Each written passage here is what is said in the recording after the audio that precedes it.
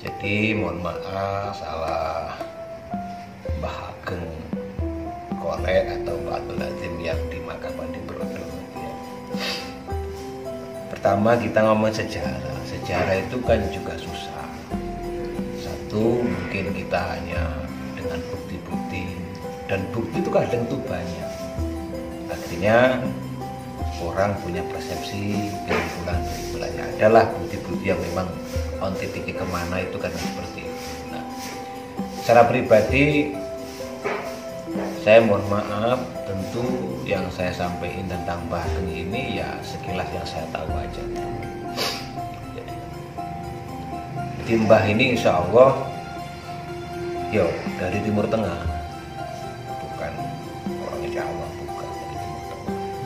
Itu insya Allah di sini ya abad 17-an, ya 1700-an tahun yang lalu. Dulu Mbah itu ya di daerah Demak sana adanya kerajaan Islam pada waktu itu yang berapa purun geger-gegere Joko Tingkir, Mbah Joko Tingkir sama Mbah Haro Penangsang. Nah di situ itu Mbah keluar dari sono terus kesini. Ini dulu itu pertama di Tulungagung, berapa lamanya saya nggak tahu. Kemudian di Tulungagung di Kediri. Nah di Kediri ini yang banyak cerita, termasuk kayak cerita ini sudah banyak tahu tentang keberadaan Mbah Ageng. Mbah Ageng ini yaitu dengan kedekatan dengan pemerintah saat itu ya, Bupati Kediri. Nah, itu peninggalan Mbah banyak di sana di Kediri, bahkan ada masjid Desa Corean, itu ada masjid itu. Di Kediri ini lamanya saya juga nggak ngerti ya. Bisa di kampung sini di Brodol ini, kampung ini desanya Brodol itu adalah nama yang lekat dengan keadaan Mbah Ageng itu sendiri, gitu. Lekat sama Bupati Kediri, tokoh ulama dan tokoh Umaro ini. Kalau memang harus dekat sebetulnya. Di ulama Umaro sebetulnya harus gandeng kalau sesuatu ingin jalan Mbah itu kan gitu, saling butuh. Nah kedekatan ini biasa, ada orang yang nggak suka, termasuk bahwa ini kepercayaan nih bupati ini nggak suka sama iri dengan kedekatan itu, makanya dengan cara namanya orang ini apapun sampai dengan situasi diatur terjadi bahwa nih bupati ini bilang Mbah ini nggak tulus sama jenengan itu nggak tulus. Loh kok bisa? Kalau nggak percaya ini, jadi Mbah itu sering nganter daging ketika ada kurban, nganter daging ketika ada acara apa, nganter itu sering. Itu Mbah hubungannya baik. Kalau nggak percaya ini lihat bahwa kiriman Mbah ini ada racunnya. Memang jelas ada memang yang masang itu bawaan nih, yang dibuktikan kasih makan tuh anjing mati. Ya udah, kalau emang ini Mbah Ageng ternyata nggak tulus sama, udah saya serahin kamu aja. Jadi serani sama bawani Mbah nggak suka ya jelas dibunuh itu aja. Sempat itu Mbah itu diperonjong, ditaliin, dimasukin di sungai, ditembaki semua. Tembak. Bukan sekedar di bukan sekedar diuncang, tembak dari udah buang di sungai, di Masjid Bronjong itu dikasih kawat, diikat ya, diikat si kawat, pokoknya orang itu tenggelam nggak bisa, pokoknya bisa dibuang, tenggelam dan mati. Ternyata Mbah dibuang itu nggak tenggelam. Mulai Kediri sampai sini ini banyak daerah-daerah yang namanya adalah sesuai perjalanan Mbah, masuk Purwasri, Blagahan dan sebagainya. Brodolnya Mbah keluar dari Bronjong ini di kampung kami ini, makanya disebut Brodol alias Brodol Mbah Ageng. Itu tahun berapa kita nggak tahu, mohon maaf. Saya cerita leluhur itu juga seperti guru-guru saya yang sepuh-sepuh, saya anggap pernah saya minta itu banyak diem ya, mungkin versinya banyak sehingga gak banyak mau cerita lah gitu, intinya seperti itu. Nah terus kemudian di sini, nah di sini juga berapa lama juga nggak tahu. Leluhur sini ini masih menangi dengan adanya keramat Mbah, hidup nggak tahu ya, yang ada makam loh ya.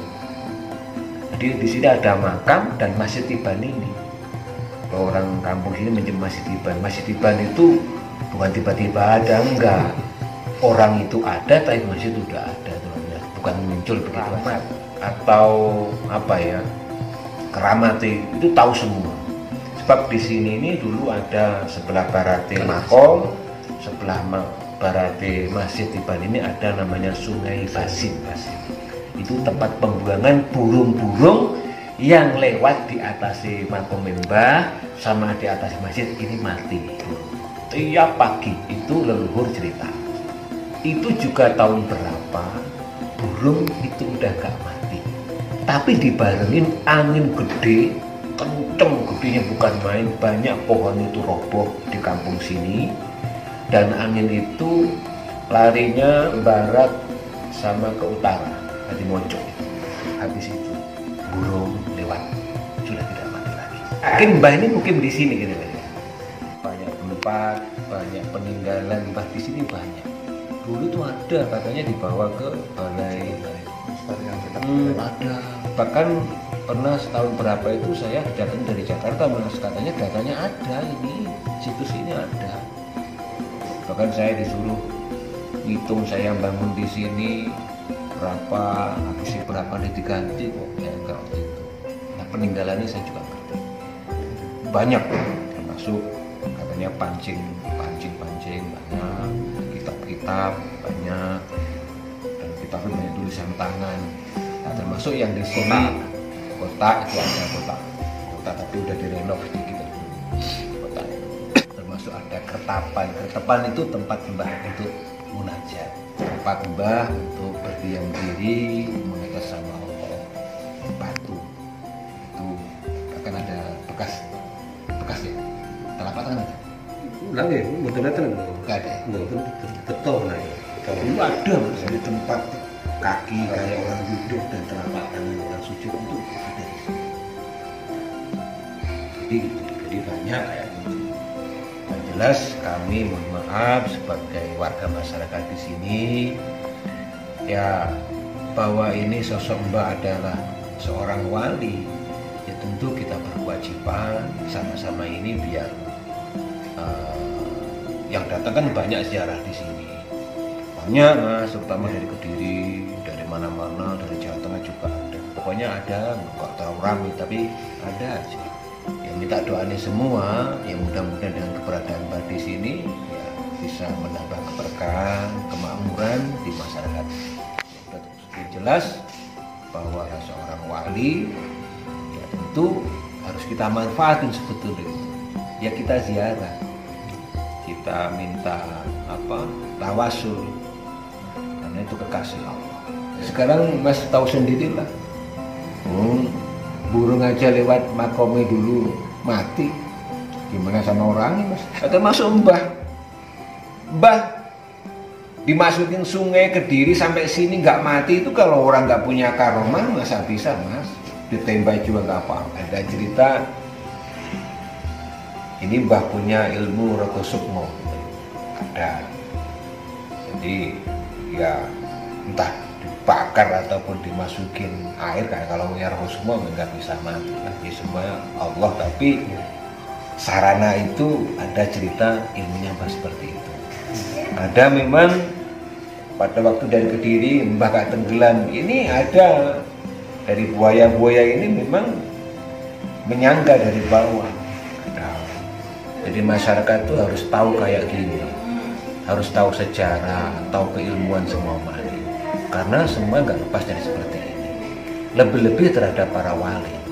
Kita ke makam itu ada dua, satu kita itu mendoakan, yang kedua kita itu minta doa. Kalau mendoakan itu siapa? Ya di bawah para wali itu, makomnya yang makom maunah, orang tua kita, saudara kita, ini perlu kita doain. Tapi kalau wali itu udah makom keramat, karomah, dengan dia diangkat kekasih Allah, dikasih kelebihan yang luar biasa.